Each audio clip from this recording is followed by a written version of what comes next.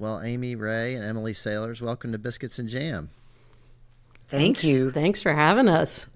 It is such an honor to have y'all on this show. I can't believe you're here, but I'm really excited to talk to y'all. And I've been listening to your music for a very long time, and Cool. It was kind of a big part of the soundtrack of my youth. So I'm excited to talk to y'all. Thank you. Thanks for having us. So, all right, let's start by getting your voices straight. Amy, I'll start with you. What is your favorite place to get breakfast in Dahlonega, and what do you order? Oh, God. Well, it's really actually Waffle House. Because there's not a, Dahlonega changes a lot from time to time on who's serving breakfast. I used to have a diner on Highway 9. It was my favorite place, and it shut down. And my favorite breakfast is eggs over easy on toast with hash browns and cheese, usually on the hash browns, or some. If I happen going to an expensive, nice place, I get those creamy grits, and and usually and the same kind of eggs. Yeah. Should I say Bojangles too? Yeah, I'm a bottom feeder. All right, Emily, this may be a little bit too easy for somebody who's in the biscuit business, but what about you? Well, I'm actually no longer in the biscuit business, but I helped a biscuit business. If I'm going to go out at home for breakfast, which is kind of rare, actually, I would go to the Majestic Diner, and I'd order scrambled eggs with cheese, hash browns, fruit, black coffee, and probably a side of ham or bacon. That sounds pretty good. Well, I know you've spent a lot of time in the restaurant business, and I want to talk about that a little bit later. So you guys have so much coming out right now. It's kind of incredible. So I just wanted to say congrats on all the new projects that are happening. I mean, holy cow, you've got a new documentary that's called It's Only Life After All. You've got a new film called Glitter and Doom. You've got new music. You're going to have some very excited fans out there. I mean, it's been an incredible year. I don't even know where you're going to start with all of it, but with Barbie and Glitter and Doom and the documentary and just us touring and doing some fun TV spots that we haven't done in a long time, seeing some new faces in the crowd. It's been a great year for that. Yeah. Why this sort of creative explosion all of a sudden? And did everything just sort of line up this way, or had y'all kind of tried to, plan it this way? I don't think you can plan these things. The documentary, our director and editor, Alexandria Bombach, had been working on it for a few years, honestly, edited during the pandemic and, in her little basement out in Santa Fe.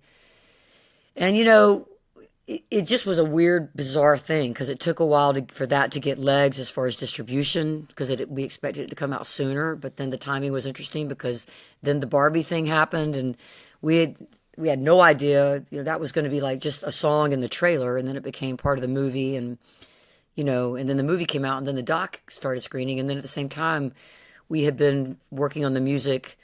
I had written a song for this movie called Glitter and Doom, and Emily and I were working on recording it, and then that came out at the same time as the doc, and was screening at the same time, which was totally not planned. In fact, we were trying to make sure they didn't, so they wouldn't, compete or anything.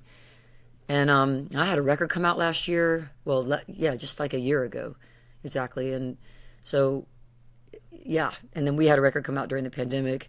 Yeah, it's a lot at once, and I think Barbie sort of made everything accelerate a little bit because that was so big and mainstream and kind of out of the blue, like a lot of people who had not heard about us for 20 years, who aren't the core, people that come out and see us all the time. All of a sudden they were aware that we were still like alive and kicking and all that. You know what I mean? So, and I think it gave people that, like when we do like a New York Times interview for Barbie, it was like it was always like really cool people that were like, well, we were trying to figure out a way we would write about you, but we could never get an angle, and this is the one. So I think things just collided in a good way. It's really fortunate to have something in your career happen late. It gives you a little infusion of energy in the population. You know, for us, we just keep doing our thing, and we've been doing it for a long time, and kind of just keep plugging away. Well, that's so fun to have that movie come out, and there's a whole new generation of people that probably didn't know your music, and they're hearing it for the first time and going, "Wow, what is this? This is great." So that's pretty fun. I love that the America Ferrera's character in Barbie is singing the song, and her daughter's with her. I mean, we've always had such great support from women, and to have their daughters come. I saw a little girl singing all the words the other night in a concert, and it just gave me the biggest thrill. So it feels really good if that is going to continue on, that the daughters are hearing from their mothers. It's a nice thread. Oh, it's so great. It's so great. Well, I want to talk about all this stuff a little bit more in a minute, but first I just want to talk about where y'all grew up, where you're from. You both kind of grew up in and around Decatur, Georgia, which is just outside of Atlanta. And Emily, I think you moved there a little bit later, but Amy, tell me about your folks and the house that you grew up in. Well, I was born in downtown at Grady Hospital, and my dad and mom, and my dad was a doctor, and he was actually doing his residency down there when I was born. But we lived in a little suburban house. Well, not little, but it was, big enough for first we lived in a tiny little house in North DeKalb County, and all the kids had one room, and my parents had another. And then when my brother was, right after he was born, we moved to a bigger house, and I shared a room, but my brother and my older sister didn't. And as people went to college, they got their own rooms. And it was across the street from the high school, and a good walk from the elementary school through the woods. And my kindergarten also was like just a hop, skip, and a jump. And, it was very suburban public high school life, pep rallies, bonfires on the field at the time. You could do a lot of stuff that you can't do now. Homecoming parades we usually had the float built at our house, and just a really normal, barbecues in the backyard, treehouse, cooking hot dogs, over a fire with my little brother. Just very idyllic, suburban, southern, warm outside, running through the streets, playing hide and seek kind of life, And Decatur really has its own identity. I mean, outside of Atlanta, it's got its own kind of vibe, its own personality, right? Yeah, I mean, when I was growing up, I went to Decatur First Methodist, which is downtown Decatur. It was going through a kind of a rough spot, and was kind of a ghost town in some ways. I mean, there was people that lived there. A lot of the business had been shuttered. There was, like a liquor store and drugstore, and there's a couple of old restaurants. A couple of them, I think one of them survived. But the square, has become a totally different place in the last 25 years. Like it's, just, I won't say gentrified necessarily, because I think they've done a pretty decent job of having housing and making sure the community is a little bit intact. But it's, it's expensive to live there now in Decatur. But, but it's a cool, rich, diverse place. When it first started changing, it went through a moment where I thought, oh God, they're going to ruin it, because it was pretty diverse, and a lot of older folks, when I was growing up, and kids at the high school and stuff like that, and very like open, and you could just walk around everywhere and have fun, and there was no rules anywhere. And then things started getting built, and it started getting really closed in. But now when you look at it and you walk around, it's just like so great. It's like every walk of life, and good restaurants, from the inexpensive ones to the expensive ones, and sort of it serves a lot of different needs. And I don't know, I feel pretty good about the direction it went as far as that goes. I don't know if that's important, but for me it is important. Yeah, so sure it is. Yeah. And I'm in, my siblings live in Decatur, and I still go to that church every now and then, although I go to a little neighborhood church more often, where I went to kindergarten over where my old high school is. But yeah, it's a pretty interesting place now. It's very gay friendly, and all that stuff. Well, I love that you've stayed there and have such deep roots there. It's a great place, and it's what it sounds like a great place to grow up. Emily, you moved to Atlanta area later. Like, I think you were around 10 years old, right? Yep. Mm-hmm. Tell me a little bit about your house and the neighborhood you grew up in. Well, I was born in the inner city of New Haven. My dad was a student, New Haven, Connecticut. And then we moved to Hamden, which is a suburb, really, for just a couple years. And then Dad got a position at Emory University, which is why we came down to Georgia. So I was about 10. And I'll never forget, because my parents bought this split-level house that we lived in forever. It cost about what an economy car costs now. There are things I remember that are just like, whoa, because back then, whoa, you're buying a house in Georgia. And, interestingly enough, and sadly, the day that we drove down was the day we heard on the radio that Martin Luther King Jr.'s mother was killed in the church. And it was a very pivotal moment where my parents, I remember them talking like, where are we going? Into what are we going? The South. But that was just the first introductory moment, which was tragic. But then we got into our house. I remember the Mayflower truck. I remember the first meal we had as a family was at Arby's. Because I'm such a foodie. Amy knows this. My memory is terrible, but I could probably almost remember almost everything I've ever eaten in my life. So we had Arby's. That was the first meal. And then, we lived on a cul-de-sac, or at the corner of a street in a cul-de-sac. So I grew up playing kickball in the street, all the kids playing football on my side yard.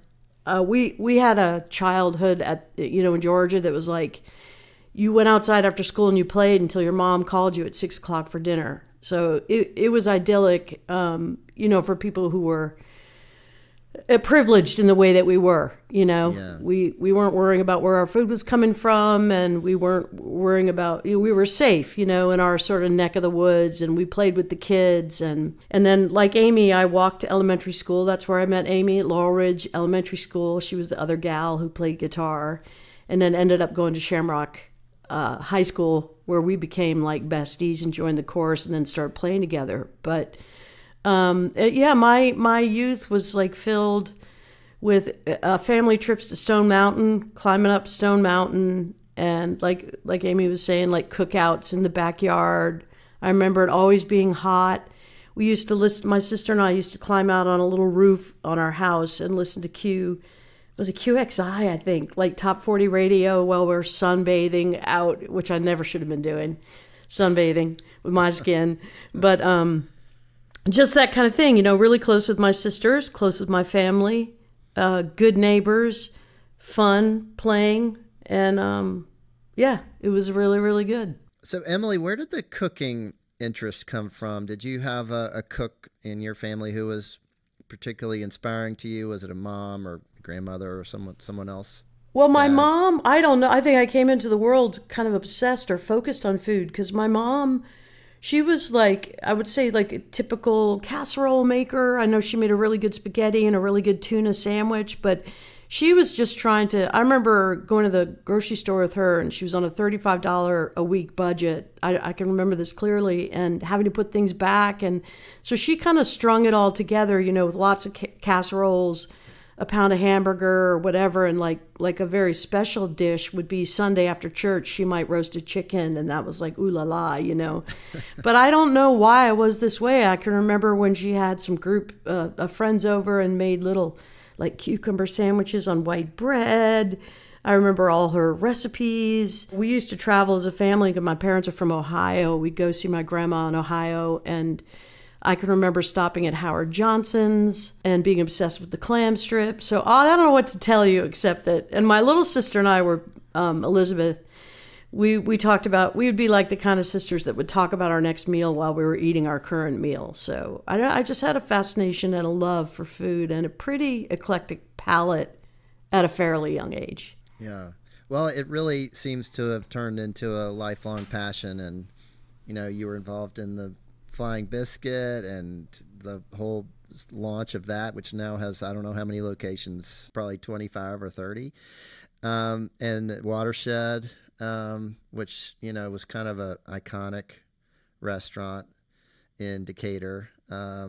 So it seems to have really, it seems like you put almost as much energy into the food as you have into the music in some ways. Well, for a while I did. There's a big difference between loving food and owning a restaurant, because it is right. such a tough, it is a really tough business. And we never had our sights set on expanding or anything like that. And that's how you can really do pretty comfortably well in the restaurant business, is if you have more than one and so on. But yeah, I mean, I spent, when we started Watershed in 1998, it was just me and my girlfriend at the time and two friends. And Amy and I had some time off the road, and we're like, well, what do we really love? And we really enjoyed, eating food together. And back in that day, drinking wine. I don't drink alcohol anymore, but it gave us great access to wonderful wines. We learned all about that. It was kind of a world. And then we just got blessed with Scott Peacock coming on to help us with the cooking. That really turned Watershed around. He's so gifted, and then he won the James Beard Award. But Flying Biscuit, Delia Champion was a friend, and she and her two friends were starting Flying Biscuit, and I just really wanted to invest in local businesses. So I just loaned her a little bit of money. And then I loaned Eddie's Attic a little bit of money in Decatur, and the Cook's Warehouse. And I was just really into supporting local mom and pops. Well, that's great. It sure has flourished, which you must be happy to see. Well, so Amy, what about you on the food side? I mean, you grew up in a pretty big family. Who was feeding all those folks? You had what? You have same as Emily, sisters really. And a brother? Yeah. Well, my mom was feeding all of us. It was, meatloaf and, it was 70s and, 80s food. So we ate Spam, we ate meatloaf, we grilled at least once a week. My dad would grill. I wasn't really a big meat eater. I ate it, but my steak had to be well done. My favorite food was like the varsity chili dog, When I became a vegetarian, that was like the hardest thing to give up, is the varsity chili dog. But my mom was good, like a good, solid, Southern cook, fried chicken, everything. But at some age in high school, I just started like kind of rejecting meat, and then in college became a vegetarian. So my parents they did not understand that at first. But we had a really big garden that we all worked in and weeded and picked. We actually had a piece of property that terraced down to a creek. And it was a pretty big piece of property for like a neighborhood. And at the bottom, my dad planted a huge garden that we had food from all summer and ate that, squash, beans, okra, tomatoes. We had peach trees. We had blueberries, cucumbers, every southern crop, I think the only thing we didn't successfully plant was potatoes. Never worked for us. But we all worked in the garden and picked stuff and did all the weeding. So, but my oldest sister really developed a big fascination with gardening, and she became very good at like organic gardening, would make her whole front yard at her house into an organic garden and can all the vegetables and make amazing tomato sauces, and just a really great cook. And her wife is a great baker. And then my other sister's really good at cooking, and my brother has just become a great cook. I'm just kind of a throw it together cook. I mean, I like ethnic food the best. So I'm Thai, Indian, is Asian food. And that's what I really love. I eat a lot of Mexican, but I'll make like black beans from scratch, for like the week and things like that, that I just kind of focus on and learn how to do, or I'll learn one other recipe and figure that out. I like cooking, but I don't have a lot of time. So I'm mostly doing a big salad for 3 days, or rice and beans, and I order the beans from like a really good place out in California that has great beans, and make great beans. But then I'll get you can, in Atlanta there's a place called Thai Chili, and you can buy their sauce frozen, their Penang and all their curry sauces. So I just buy a bunch of bags of that and just saute some tofu up and make my own Thai meal at home, because their sauces are amazing, and it's like $5 a bag. And so I discovered that. And then I had I didn't discover Indian food until my sophomore year at Emory. The Southern Indian restaurants started opening up on Scott Boulevard, and it's all vegetarian, and all fried. And I must have eaten there 4 days a week, and at the Indian Delights place, and gained 20 pounds. It was so good. So that's when I discovered my love of like Indian food, and then I discovered Thai food after that. Because before that, I was just like, veggie dogs, and well, I ate a lot of pork chops in college, and then I turned to vegetarian. I had to search for what to eat, because I didn't grow up that way. So, a lot of my life has been focused on just how to find really good vegetarian food and people that really know how to cook vegetables and know how to make proteins that are not just a portobello mushroom between two buns kind of thing, Well, it sounds like the all that food has kind of come to you. I mean, there's just so much great food in North Georgia now, and so yeah, you don't have to go very far. No, you don't. Well, listen, I want to talk about the new documentary a little bit more. It's called "It's Only Life After All." It's named after a very famous song of yours, a line in a very famous song of yours. And it was incredible to me to see all this footage that y'all had collected over the years. I mean, it just, it's like you had the camera on all the time. And to see, you kind of grow up basically as friends, as artists, as musicians. And I was really struck seeing particularly some of the scenes of you playing together when you're quite young. And it seems like the chemistry between you as artists was just almost instantaneous. Talk to me about one of those first times when y'all really recognized that, when you were playing together and you said, wow, okay, this is something really special. I mean, we used to go over to Amy's basement at our house, and that's where we really started. That's where we did most of our practicing or playing, I should say. We had an English teacher, Ellis Lloyd, who was the AP English teacher, and Amy was a year younger than I in school, but like all our friends and people took AP English, and we all knew Ellis Lloyd. He was an amazing teacher, so influential that when we made our first single, we named our little self-record label Jealous Records, J. Ellis, after him. He is incredible, influential, and wonderful teacher and human being. And anyway, so he's like, well, why don't you could do a show for the AP class. You could learn some songs and stuff. Because by this time we were both playing guitar and we were both writing songs. And so that's how we started. And so to answer your question, going over to Amy's and just starting to play and learn songs, I mean, we basically liked the same kind of music. And we each did something a little differently from each other, the way we played guitar, our vocal register. And it was like, it was just so wonderful because you had this person who you really connected with on a personal level. And then you had this music that we made together. And so it just became like the most fun thing that we did. And we just kept doing it for fun. And honestly, organically, it turned into a career. So you're how old when this is really starting to really click? I mean, I know you guys knew each other Probably, in elementary school, but I'd say because Emily was at Tulane University for a couple of years, and I went to Vandy for 1 year, and then so we came back to Emory at the same time, and we had played in the on weekends or during the summer, or like we would get together and play and at the Toco Tavern or whatever in Decatur and do a gig or flower pot sandwich place, good old days.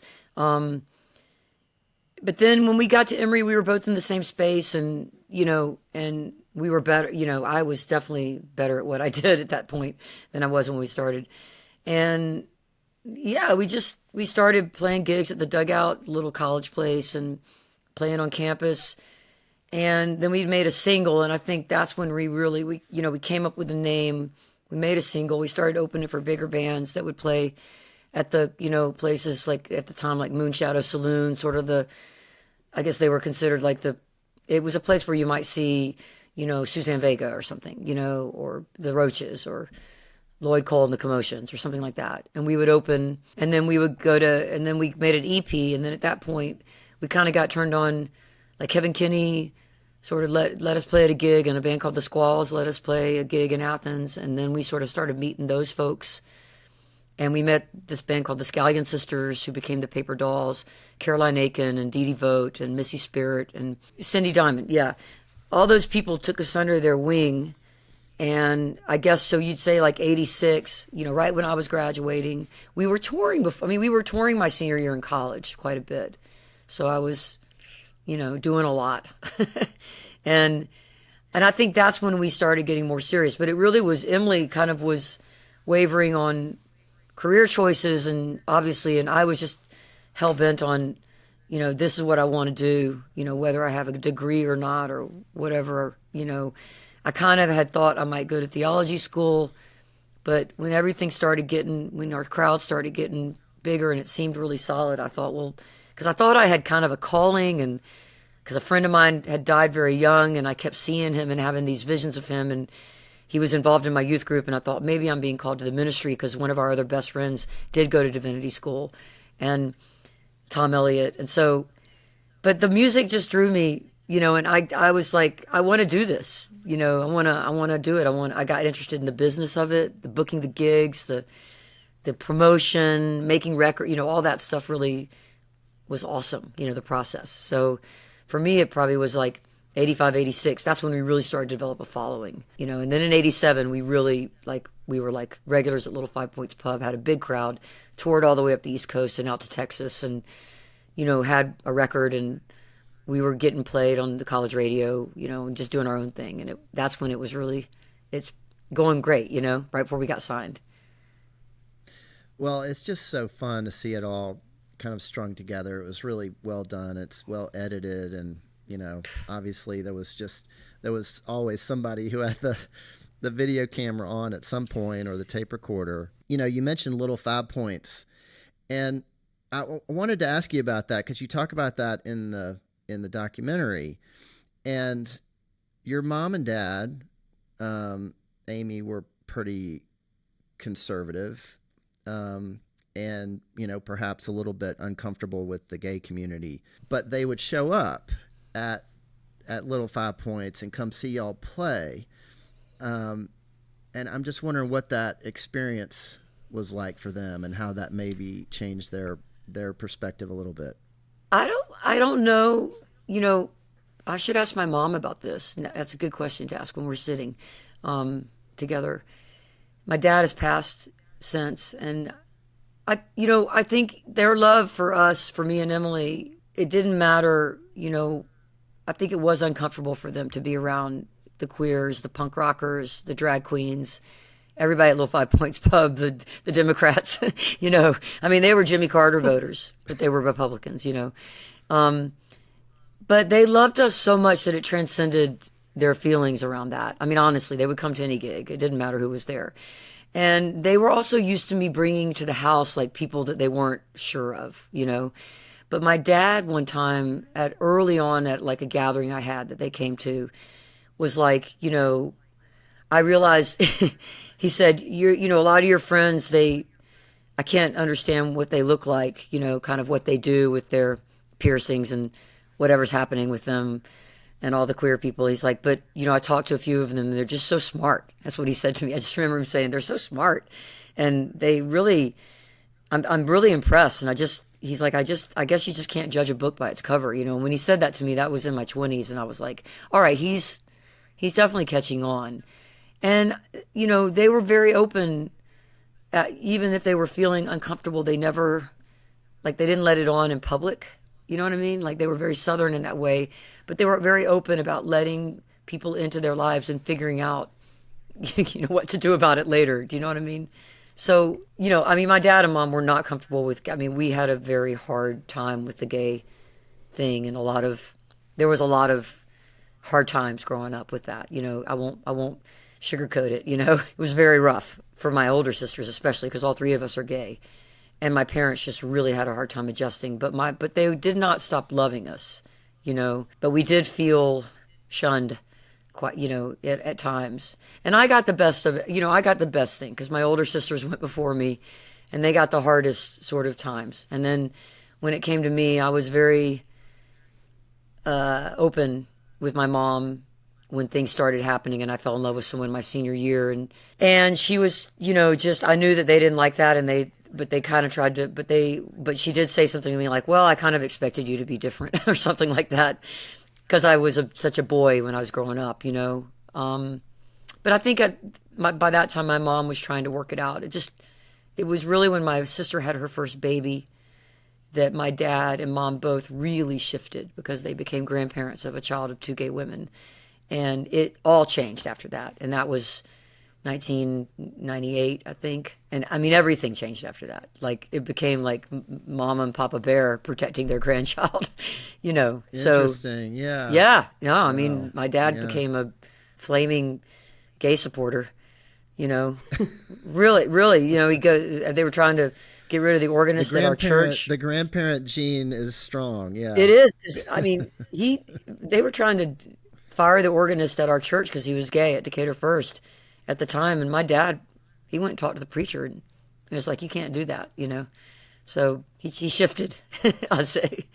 But that's a long answer anyway. Well, I want to ask y'all, you know, I've talked to other artists on this podcast, people like TJ Osborne from the Brothers Osborne, who, you know, struggled for years with the timing of when he was going to come out as gay, at least to his fans.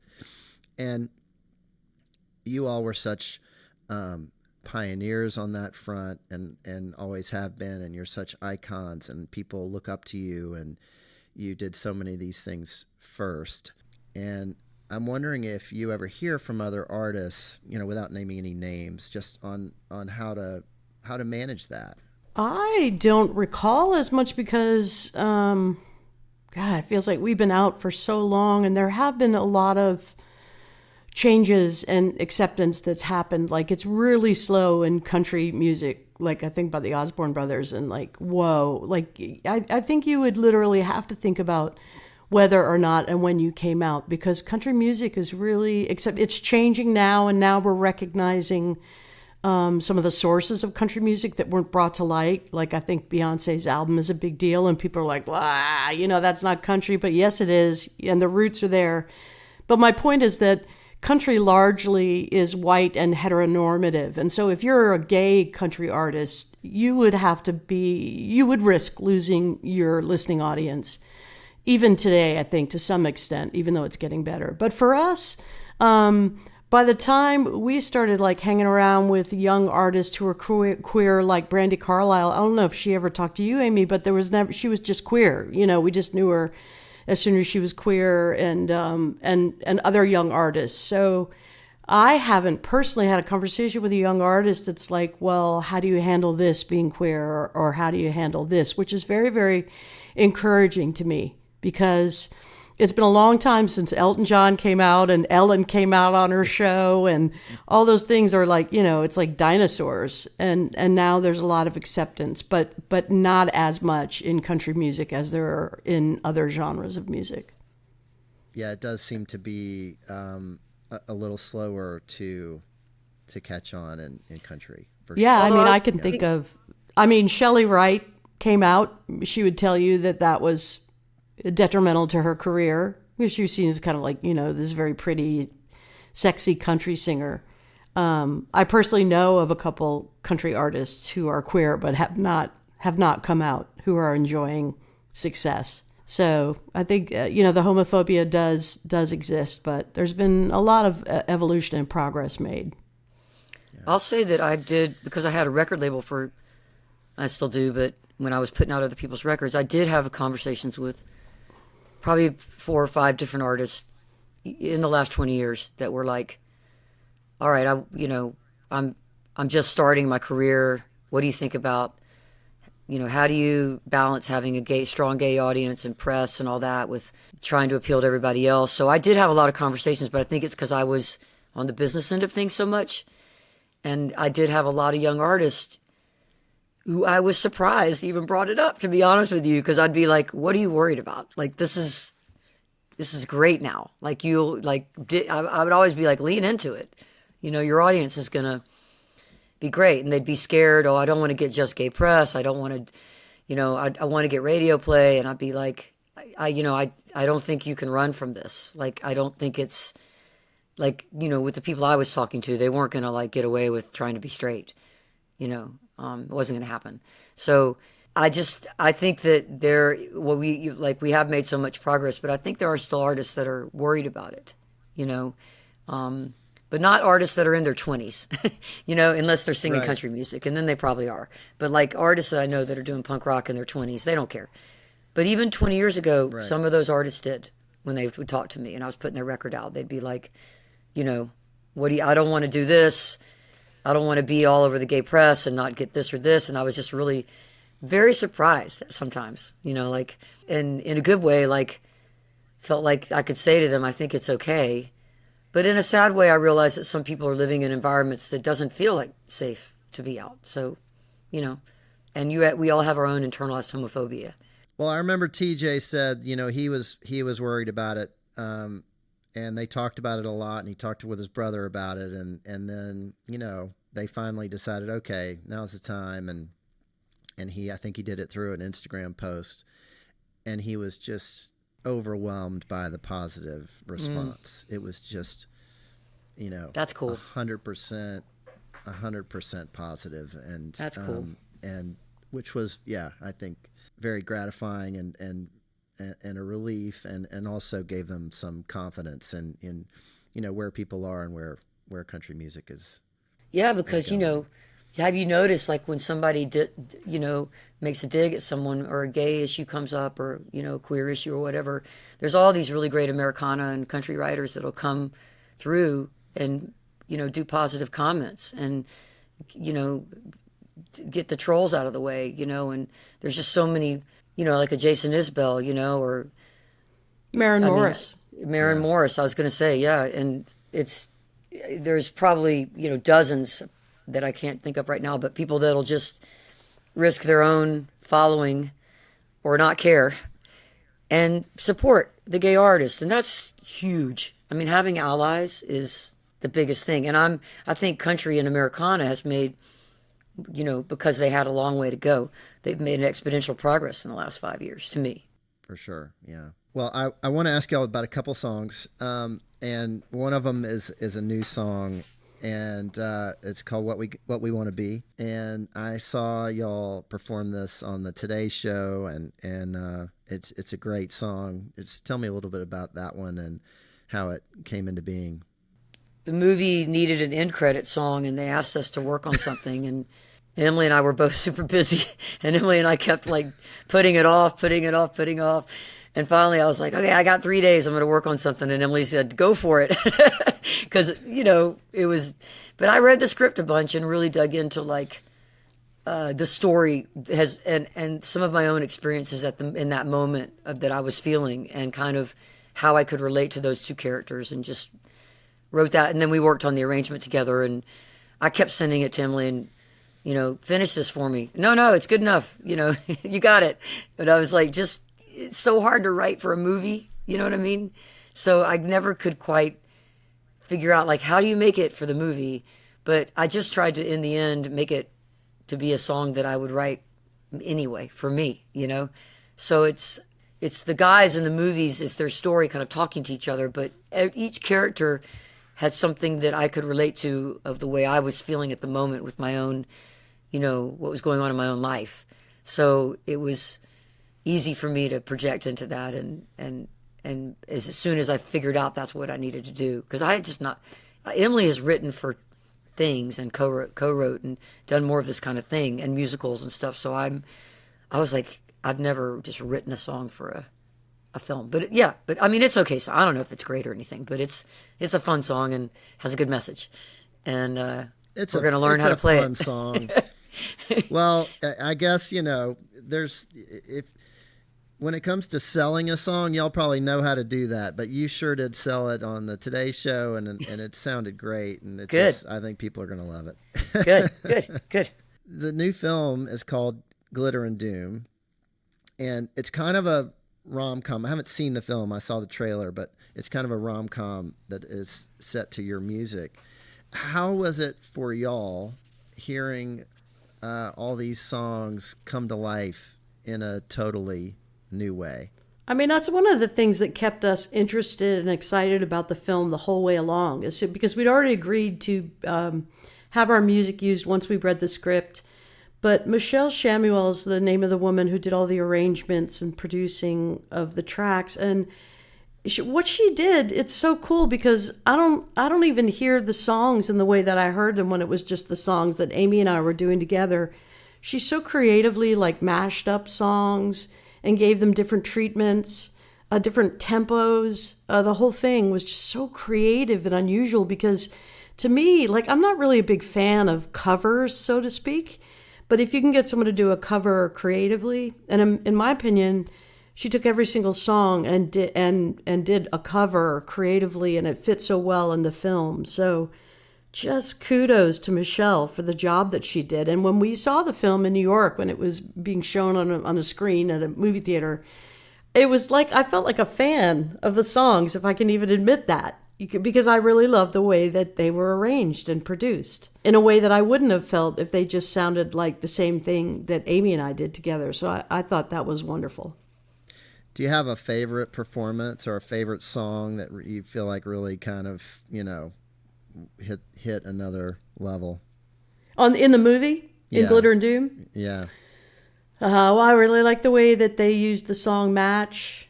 And I also like the way that they used like some like obscure song of Amy called Center Stage.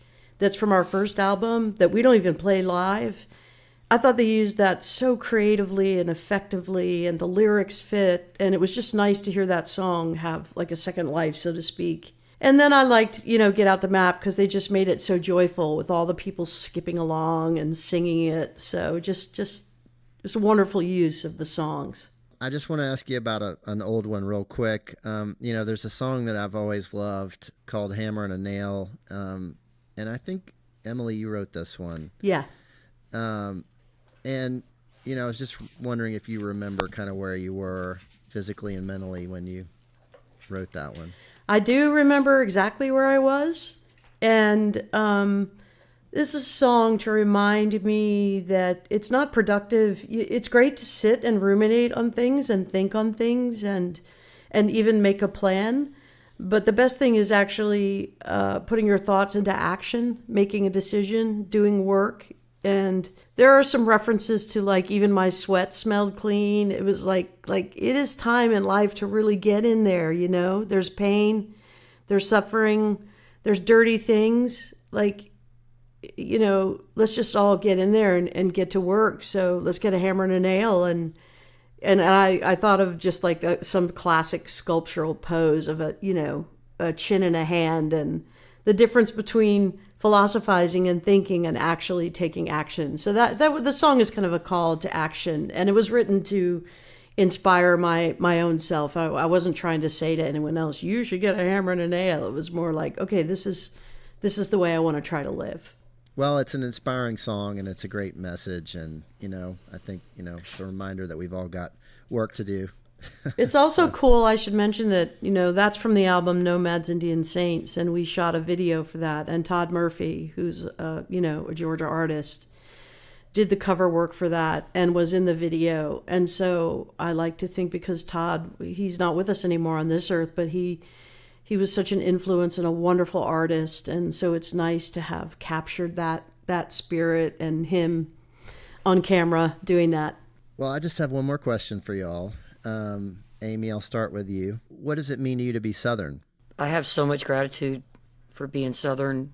It means that you understand the tie to the land and the sort of stillness of the South. And at the same time, you have a dialogue, a constant dialogue with needing healing and needing to build bridges and repair a lot of damage.